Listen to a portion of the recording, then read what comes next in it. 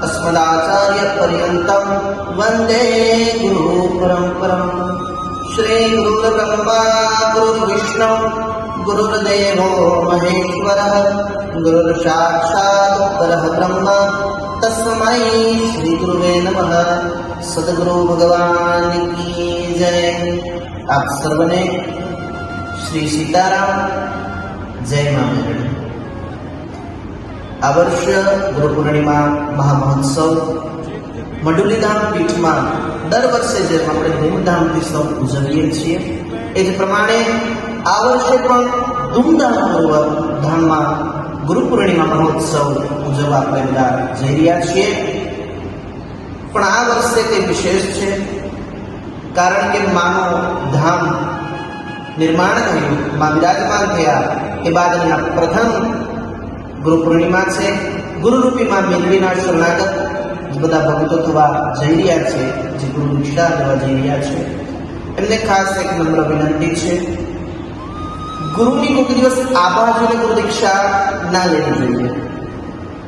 ગુરુના માર્ગદર્શન આપેલા પર આપણે ચાલી શકીએ, ગુરુના રસ્તે આપણે ચાલી શકીએ, ગુરુના શબ્દોનું આપણે પાલન કરી શકીએ તો જ આપણો અધિકાર છે ગુરુ દીક્ષા લેવાનો।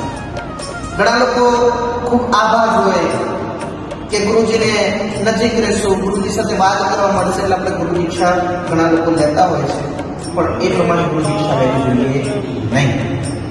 ગુરુ દીક્ષા પછી ગુરુએ આપેલા મંત્ર, કીર્તન માળા, 5 માળા, જે પણ સદગુરુદેવ કર્મ આપે એ કર્મને આવશ્યકપણે નિત્ય કર્મ બનાવીને પાલન કરવું જોઈએ। ગુરુના શબ્દોને કાનમાં સાંભળવું જ નહીં, પણ એ શબ્દોને જીવનમાં ઉતારવા અને એ જીવનમાં ઉતાર્યા પછી એ રસ્તે ચાલવું અને ગુરુની હરેક આજ્ઞાનું પાલન કરવું એ સાચી ગુરુ સેવા છે। પછી માત્ર ગુરુ પૂર્ણિમાના દિવસે આપણે ગુરુના દર્શન કર્યા કે સ્પર્શ કરવા મળી ગયા અને વાત કરવા મળી ગયા એવું હોતું નથી। ગુરુ દીક્ષા લેવા પછી તમે એક પરંપરામાં જોડાઈ રહ્યા છો, એક સંબંધ સ્થાપિત થવા જઈ રહ્યું છે, જે પ્રમાણે એક પુરુષ અને સ્ત્રીના લગ્ન થાય અને જીવનમાં એ લોકો જીવનની શરૂઆત કરે એ પ્રમાણે ગુરુ અને શિષ્યનો પવિત્ર બંધન હોય છે। અને એ જ બંધન એ ગુરુ પૂર્ણિમાના દિવસે સદગુરુદેવ પોતાના જીવનના અંદર પછી સાધના ક્રમ જે પણ કર્યો હોય એ મંત્ર પોતાના શિષ્યને આપી અને એક બંધનમાં બંધાતા હોય છે। એટલે ગુરુ અને શિષ્યના બંધન બહુ પવિત્ર છે અને પવિત્ર દિવસ એટલે ગુરુ પૂર્ણિમા આવી રહી છે એટલે ગુરુ દીક્ષા જે પણ લઈ રહ્યા હોય વિશેષ રૂપથી ધ્યાન રાખવું, કારણ કે તમે જીવનમાં કંઈક ભૂલ કરો તો એ સદગુરુના માથા પર જ આવે છે, એનો ભાર સદગુરુના ઉપર જ આવે છે।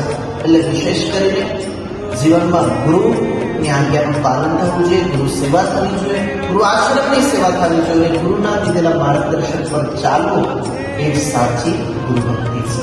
એટલે વિશેષ નહીં, આ વખતે ધામમાં જે ગુરુ દીક્ષા જે પણ ભક્તો લેવા માંગતા હોય તો એ વહેલાથી વહેલા શીઘ્ર કાર્યનો સંપર્ક કરી શકો છો, કારણ કે હવે પછી જ્યારે ભગવતીની આજ્ઞા લાગશે ત્યારે ગુરુ દીક્ષા થશે, ત્યાં સુધી ગુરુ દીક્ષા થોડા સમય માટે વિરામ આપવામાં આવી છે। પછી ભલે 2 વર્ષ થાય, 3 વર્ષ થાય, 5 વર્ષ થાય, જ્યારે ભગવતીની આજ્ઞા લાગશે ત્યારે ગુરુ દીક્ષાનું ફરીથી આયોજન થશે। પણ આ વખતે 2025માં છેલ્લી વખત ગુરુ દીક્ષા આપવામાં આવી રહી છે, એટલે જેને પણ ગુરુ દીક્ષા લેવી હોય તો શીઘ્રથી શીઘ્ર કાર્યાલયમાં નામ નોંધાવવા। ઘણા બધા કહે છે કે ગુરુજી આપણા માટે શું કરીએ? હું સદૈવ એક જ વસ્તુ કહું છું, મને ભગવતી પડી છે, મને ખૂબ આનંદ છે, આપ બધા સ્વસ્થ રહો, આનંદમાં રહો, આપની પ્રગતિ થાય એમાં જ હું બહુ રાજી છું। પણ ખરેખર આપણે જીવનમાં કંઈક મને ભેટ લેવી હોય એક નાનકડું કર્મ કરજો, કે કોઈ ભૂખ્યાને ભોજન, તરસાને પાણી અને વૃક્ષારોપણની સેવા તમે કરશો એ મારી સાચી ગુરુ દક્ષિણા છે, અને આપનું જીવન ખૂબ પ્રગતિ પર વધે એ મારી સાચી ગુરુ દક્ષિણા છે। વિશેષ નહીં, પણ આપ સર્વ ખૂબ સ્વસ્થ રહો અને ગુરુ પૂર્ણિમાના દિવસે આપ સર્વ પધારજો।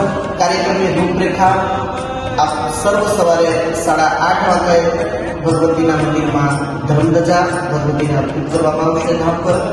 ત્યાર પછી 8:30 વાગ્યાથી ગુરુ દીક્ષાનું આયોજન છે અને 9 કલાકથી પાદુકા પૂજન ગુરુ દર્શનની શરૂઆત થશે અને ત્યારબાદ 12 કલાક મહાપ્રસાદનું આયોજન છે. સંધ્યાકાળે પણ ભજન, ભોજન અને ખૂબ ઉત્સવને આનંદથી આપણે માણવાનો છે. એટલે આપ સર્વ ગુરુ પૂર્ણિમાએ અવશ્ય પધારજો. આપ સર્વને મારા જય માતાજી, શ્રી સીતારામ, ઓમ નમઃ નારાયણ.